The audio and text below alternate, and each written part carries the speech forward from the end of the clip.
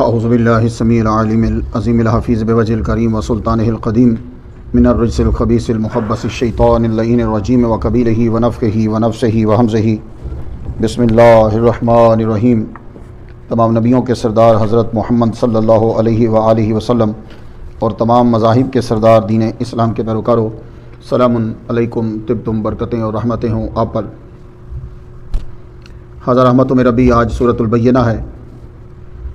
اس کا نام سورۃ البینہ ہے اس لیے کہ لفظ ہے حتیٰ تاتیہم البینہ۔ اس کا نام سورۃ البریہ ہے اس لیے کہ اس میں اولئک ہم خیر البریہ آتا ہے۔ لم یکن الذین کفروا من اہل الکتاب والمشرکین، لم یکن نہیں تھے، الذین وہ لوگ کفروا جنہوں نے کفر کیا، من اہل الکتاب، علامہ اسماعیل حقی رحمۃ اللہ فرماتے ہیں کہ من جو ہے وہ بیانیہ ہے، اہل کتاب میں سے، والمشرکین اور وہ جو لوگ بتوں کو پوجا کرنے والے تھے، وہ نہیں تھے منفکین چھوڑنے والے،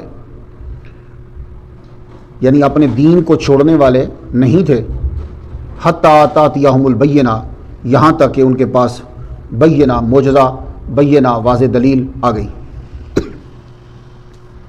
یہ جو کفار ہیں، انکار کرنے والے، اہل کتاب اور مشرکین، یہ دونوں چھوڑنے والے نہیں تھے اپنے دین کو حتیٰ کہ ان کے پاس واضح دلیل، معجزہ آ جائے۔ اہل کتاب اور کفر اکٹھا ہے یہاں۔ اللہ کہہ رہا ہے کہ اپنا دین چھوڑنے والے وہ نہیں تھے، تو یعنی جو اہل کتاب ہیں وہ اپنا دین چھوڑنے والے نہیں تھے، اور ساتھ میں اللہ تعالیٰ نے کفر کا لفظ استعمال کیا، لیکن انہوں نے محمد مصطفیٰ صلی اللہ علیہ وسلم کا انکار کر دیا، اپنے دین پہ پکے تھے، حضور کا انکار کر دیا۔ اس کو میں ریپیٹ کرتا ہوں، کیوں؟ ایک بات بتاؤں گا۔ یہ دین پہ پکے تھے، چھوڑنے والے نہیں تھے، تو حضور کا انکار کر دیا، کافر ہو گئے۔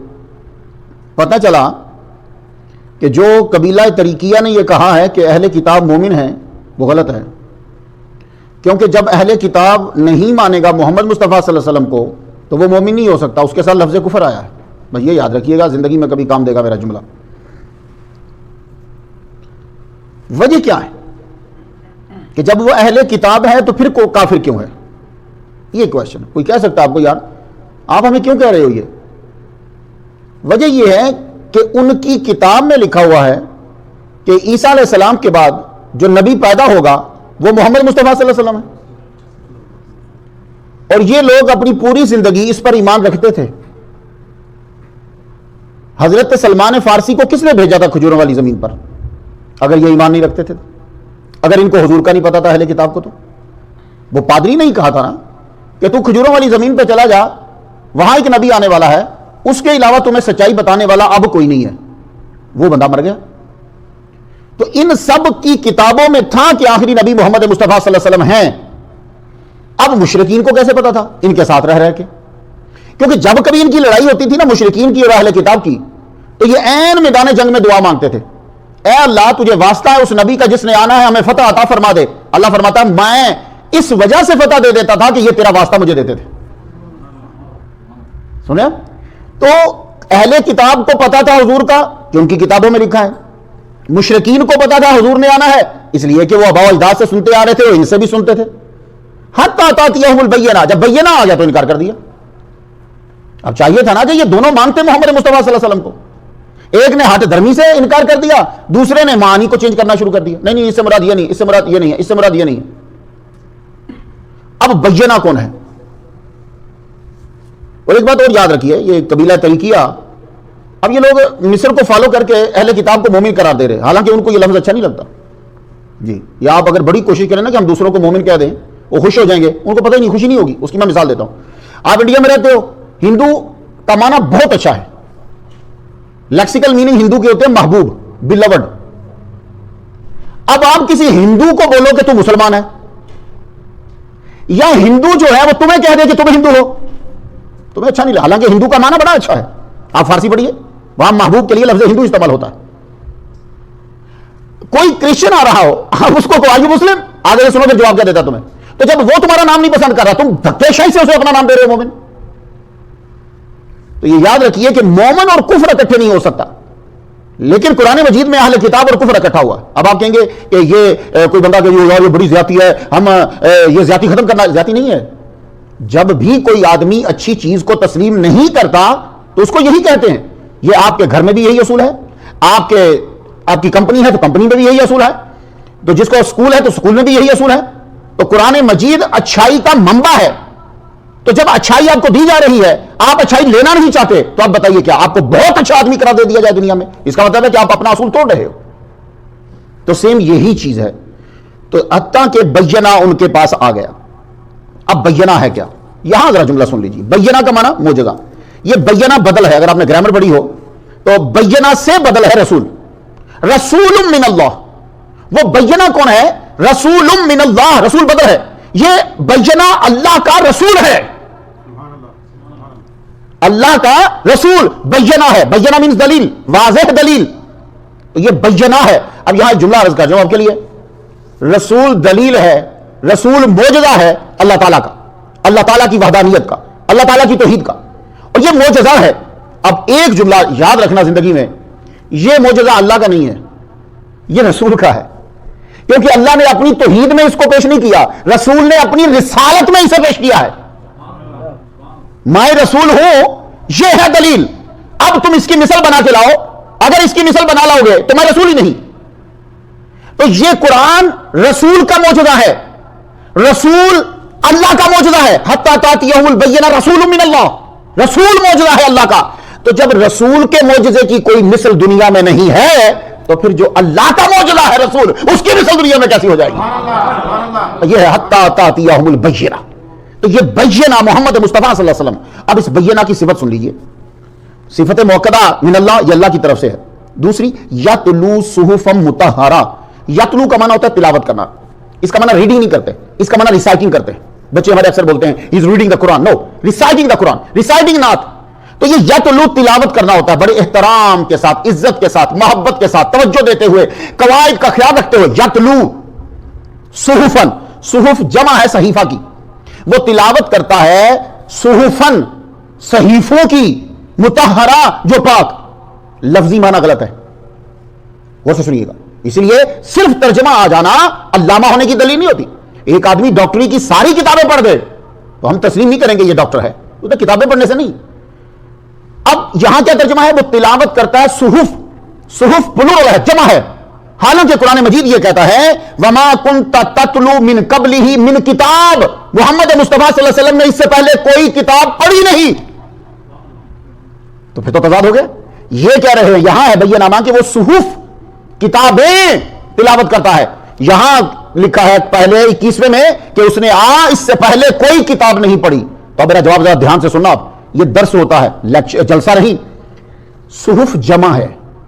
اللہ نے قرآن ہی کو کہا کہ محمد مصطفیٰ قرآن ہی پڑھتے ہیں, پر قرآن تو واحد ہے, صحف تو جمع ہے. تو یہ تو کم از کم 4 کتابیں ہونی چاہیے, تب لفظ صحف جو ہے وہ سچ آئے گا. نہیں, رب نے اس کے لیے اس لیے جمع استعمال کیا, اس کی عظمت اور اس کی عزت کے لیے. اب یہاں ایک جملہ عرض کر جاؤں کہ رب تو اس کی عزت کرے کہ ہے یہ سنگولر, واحد, بولے صحفن جمع, اور مولوی اس کو ٹانگوں کے بیچ میں رکھ کے پڑھ رہا ہو تو حد نہیں ہے کہ رب تو جمع بول کے, جمع بولی جاتی ہے عزت کے لیے. ہم یہ کرتے, ہم وہ کرتے, آپ بولتے یہ عزت کے لیے ہے. تو رب تو قرآن کی اور کلام کی عزت کرے اور ہم اس کو سر کے نیچے تکیہ بنا کے لیٹ جائیں. اب آپ کہیں گے نبی صاحب صحفن جمع کیوں ہے؟ تو سنو, جمع اس لیے بولا, یہ جو قرآن مجید ہے نا, یہ ساری آسمانی کتابوں کا خلاصہ ہے. ان ھذا لفی الصحف الاولی صحف ابراہیم و موسیٰ.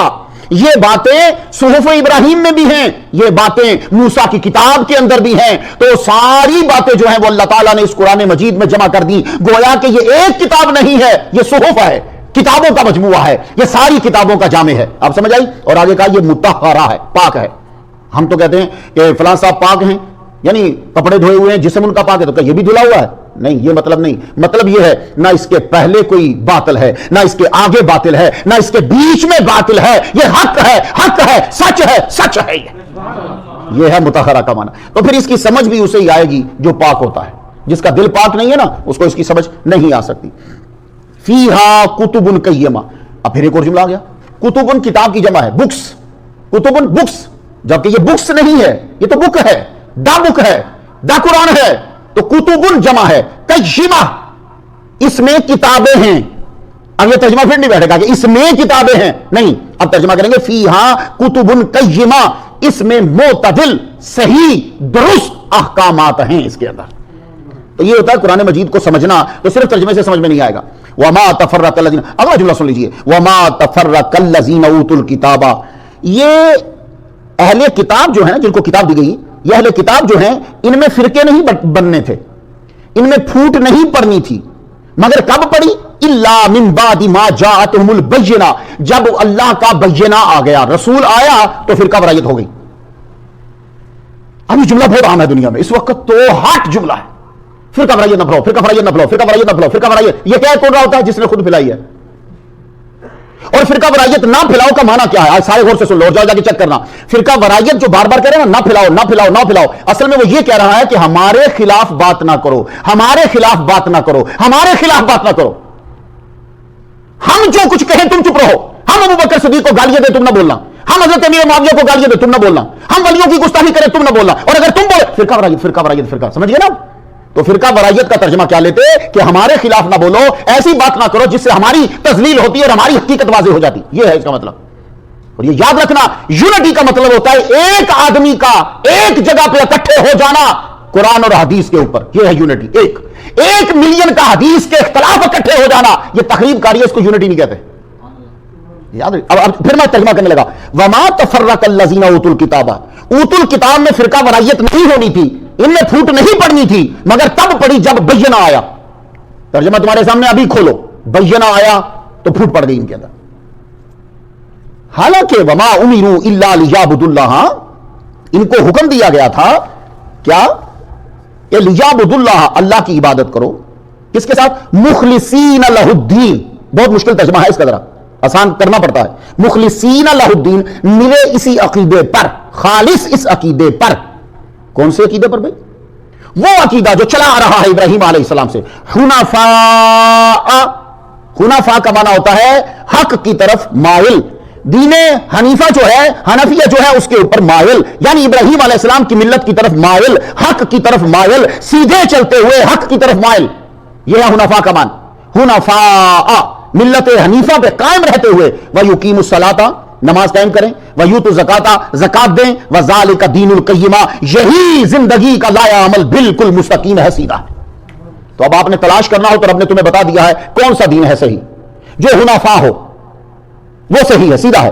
جس میں نماز ہو وہ سیدھا ہے. جس میں غریبوں کا خیال ہو, یہ زکات غریبوں کا خیال ہے, جس میں خیال ہو غریبوں کا, ان کی مدد کی جائے پیسوں سے, ہر لحاظ سے, وہ دین مستقیم ہے.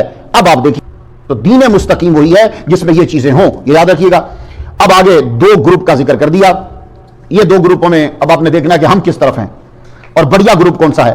ان الذین کفروا من اہل الکتاب, آ جانا پھر کافر اور اہل کتاب. ہم مجھے نہیں سمجھ آ رہی کہ مصری کیوں ایسا کر رہے ہیں. اللہ فرماتا ہے اہل کتاب جنہوں نے کفر کیا, تو کفر اور اہل کتاب اکٹھا ہو گیا. کفر کیسے کیا؟ اہل کتاب کتاب کو مانتے ہیں, اہل کتاب اپنے نبی کو مانتے ہیں, کچھ نبی چھوڑتے ہیں کچھ نہیں. واحد دنیا میں ایک مذہب ہمارا مذہب, ہم ہر نبی کو مانتے ہیں. اگر ہم عیسیٰ کو نہ مانیں ہم مسلمان ہی نہیں, بھلے سے ہم لا الہ الا اللہ محمد رسول اللہ پڑھتے ہوں, یہ سب یاد رکھنا. لیکن مسئلہ یہ نا لوگوں پر واضح نہیں ہوتا, بیچ میں کچھ سیاست آ جاتی. اب دیکھو انڈیا کی مدد کون کر رہا؟ مسلمان.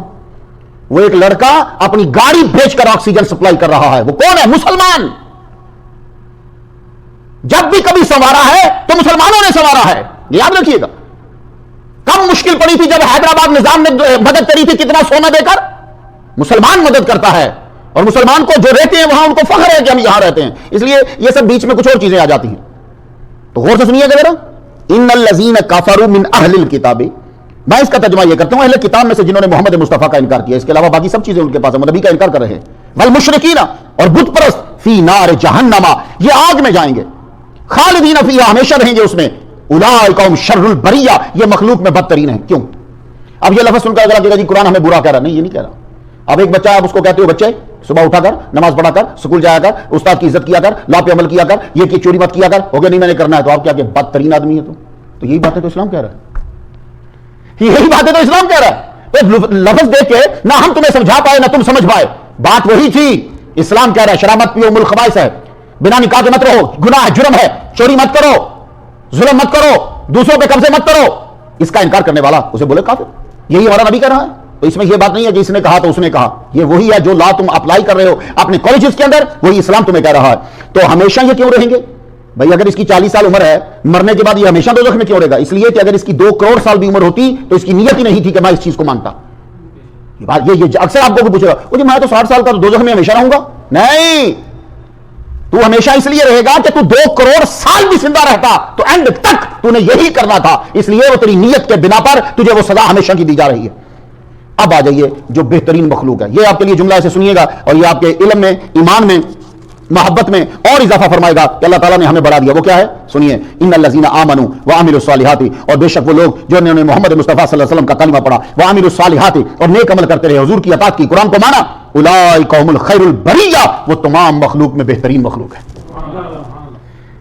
اب یہ جملہ سننے والا ہے تمام مخلوق میں.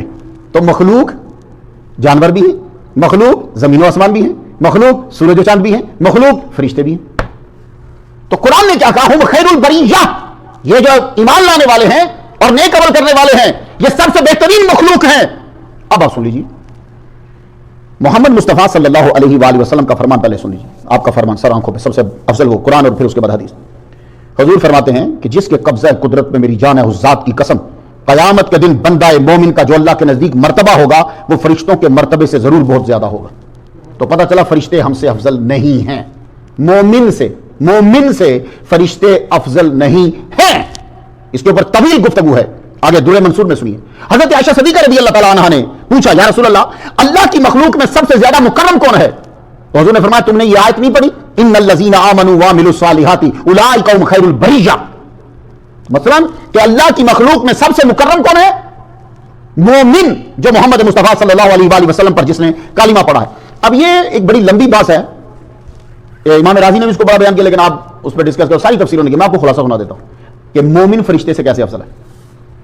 پہلی بات افضلیت کی ہے کہ اللہ نے کہا، بخاری میں یہ حدیث ہے، سرکار صلی اللہ علیہ وسلم نے ہم تک فرمایا کیا ہے کہ اللہ تعالیٰ نے، سرکار نے کہا ہے اللہ تعالیٰ نے خلق اللہ آدم علی صورتہ، اللہ تعالیٰ نے آدم علیہ السلام کو اپنی صورت پر پیدا کیا ہے. یہ پہلی فضیلت ہے تمہاری. فرشتوں کے لیے یہ جملہ نہیں ہے، اس لیے مومن افضل. فرشتوں نے آدم علیہ السلام کو سجدہ کیا ہے، آدم علیہ السلام نے فرشتوں کو سجدہ نہیں کیا، تو انسان فرشتوں سے افضل ہے. میری بات سمجھ رہے آپ؟ اور وَلَقَدْ كَرَّمْنَا بَنِي آدم، یہ جملہ بنی آدم کے لیے ہے، فرشتوں کے لیے نہیں ہے. لَقَدْ خَلَقْنَا الْإِنسَانَ فِي أَحْسَنِ تَقْوِيمٍ، بہترین ساخت میں انسان کو پیدا کیا ہم نے. یہ جملہ انسان کے لیے ہے، فرشتوں کے لیے نہیں ہے. فرشتے ہماری خدمت پر مامور ہیں، ہم فرشتوں کی خدمت پر مامور نہیں ہیں. تو فرشتوں سے مومن افضل ہے. فرشتے لیلۃ القدر میں ہم سے ملنے آتے ہیں، ہمارا چہرہ دیکھنے آتے ہیں، ہم سے ہاتھ ملانے آتے ہیں، ہم نہیں جاتے. اور پھر ہمارا اعزاز دیکھو کہ فرشتوں کو خصوصی پرمیشن لینی پڑتی ہے. جیسے اب آپ کو ملکوں میں انٹری کے لیے خصوصی پرمیشن لینا پڑتی ہے، ورنہ آپ اپنے ملک میں بھی اس وقت نہیں جا پا رہے، خصوصی پرمیشن لے کر آتے ہیں. تو مومن، میں بندہ نہیں کہہ رہا، مومن افضل ہے فرشتوں سے. فرشتوں سے زیادہ انسان کا علم ہے. حضرت آدم علیہ السلام کے سامنے جب مقابلہ چل رہا تھا تو کہا کہ تم بھی یہ نام پیش کرو، تو فرشتوں نے کہا ہمیں نہیں آتے. لا علم لنا الا ما علمتنا، لا علم لنا. تو آدم نے یہ نہیں کہا کہ مجھے نہیں آتا، فرشتوں نے کہا ہمیں یہ علم نہیں آتا. تو آدم مومن افضل ہے. فرشتوں کی عبادت آسان ہے. کیوں؟ فرشتوں کا عبادت کرنا کوئی مشکل نہیں ہے، اس لیے کہ ان کے پاس نفس امارہ ہی نہیں ہے.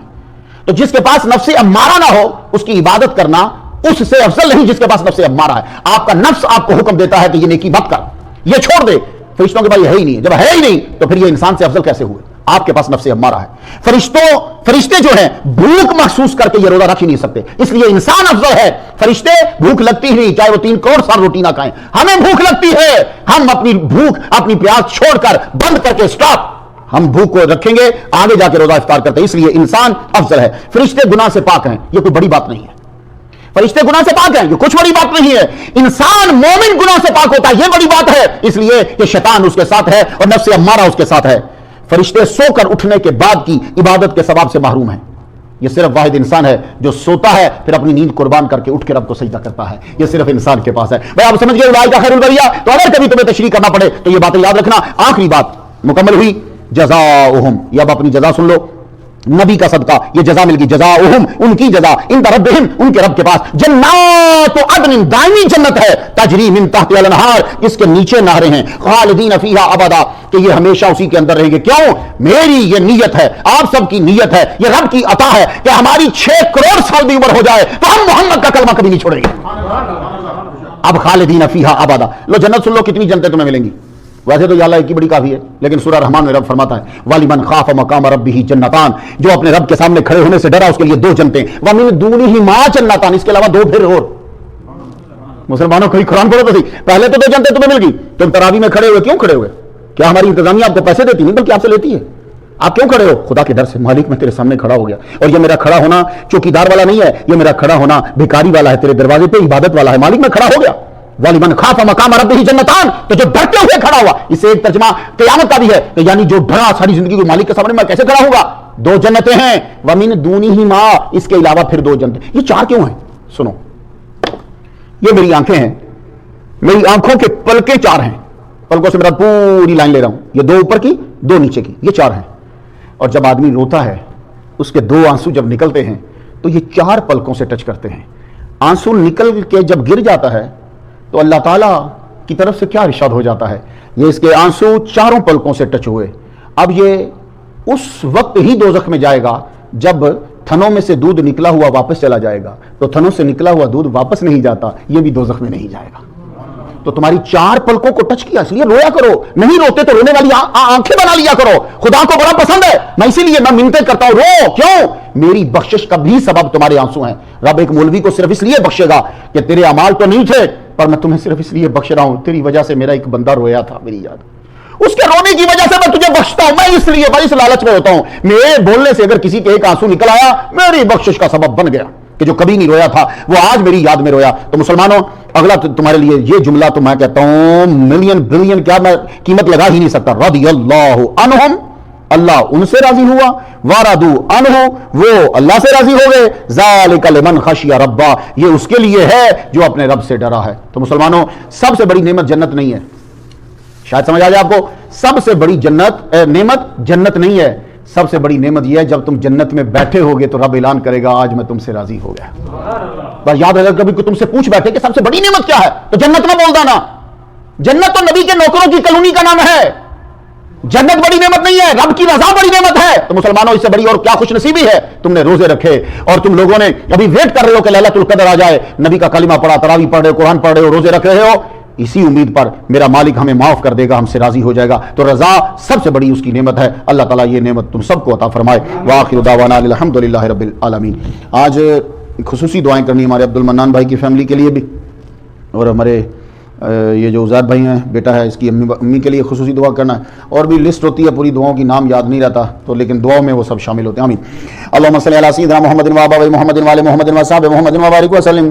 یا رب لک الحمد کما ینبغی لجلال وجہک وعظیم سلطانک یا ارحم الراحمین۔ ہماری آج کی حاضری اپنی بارگاہ میں قبول فرما۔ پروردگار عالم ہم گناہ گار ہیں، سیاہ کار ہیں، بد کردار ہیں، لیکن تیرے نبی کے غدار نہیں ہیں، تیرے نبی کا کلمہ پڑھنے والے ہیں، مالی تجھ پر ایمان لاتے ہیں، تیرے نبی پر ایمان لاتے ہیں، جس پہ ایمان لانا مالی سب پہ ایمان لاتے ہیں۔ اللہ ہمارے صغیرہ کبیرہ گناہوں کو معاف فرما دے۔ یا اللہ پاک انڈیا سے جتنے مسلمانوں نے دعا کے لیے کہا ہے پروردگار عالم، کسی کا بھائی بیمار ہے، کسی کی ماں بیمار ہے، کسی کی بہن بیمار ہے، کسی کے بچے بیمار ہیں، پروردگار عالم سب پہ اپنا خاص کرم فرما دے مالک۔ واشفنا واشف مردانا واشفنا واشف مردانا واشفنا واشف مردانا، ہمیں شفا دے، ہمارے مریضوں کو شفا عطا فرما مالک۔ وانشر علینا من خزائن رحمتک وانشر علینا من خزائن رحمتک وانشر علینا من خزائن رحمتک، اپنی رحمت کے خزانوں سے نشاور فرما، اپنی رحمت کے خزانوں سے نشاور فرما مالک۔ یہاں امریکہ میں جن جن لوگوں نے دعاؤں کے لیے کہا یا اللہ بیمار ہیں تو شفا کلی عطا فرما دے۔ یا اللہ تعالیٰ ان سب کے بچوں کو بچیوں کو ہر قسم کے وائرس سے، وبا سے، بلا سے، آفات سے، ہاتھ سے محفوظ فرما، اور جو امریکہ کے علاوہ دوسرے ممالک میں مسلمان ہیں یا اللہ تعالیٰ سب پر اپنی رحمت نازل فرما، دوسروں کو ہدایت عطا فرما مالک۔ پروردگار عالم سب کی ایمان جان مال عزت کاروبار میں برکت پیدا فرما دے یا اللہ تعالیٰ، صحت میں تندرستی رزق میں برکت پیدا فرما مالک۔ یا اللہ پاک جس کا روزہ قبول کیا اس کے صدقے سے ہمارے روزے قبول فرما، جو آ کر اپنی زمینوں سے اس مسجد کو آباد کرتے ہیں دامے دیر میں قدم سکنے جس انداز سے بھی یا اللہ سب کی صحیح اپنی بارگاہ میں قبول فرما لے مالک۔ یا اللہ صحت و تندرستی کے ساتھ سارے روزے رکھنے کی توفیق عطا فرما، جوانوں کی طرح عبادت کرنے کی توفیق عطا فرما، اور پھر ان سجدوں کو اپنی بارگاہ میں قبول فرما لے مالک۔ وصلی اللہ تعالی علی خیر الخلق ونور سیدنا مولانا محمد و علیہ وصحبہ اجمعین۔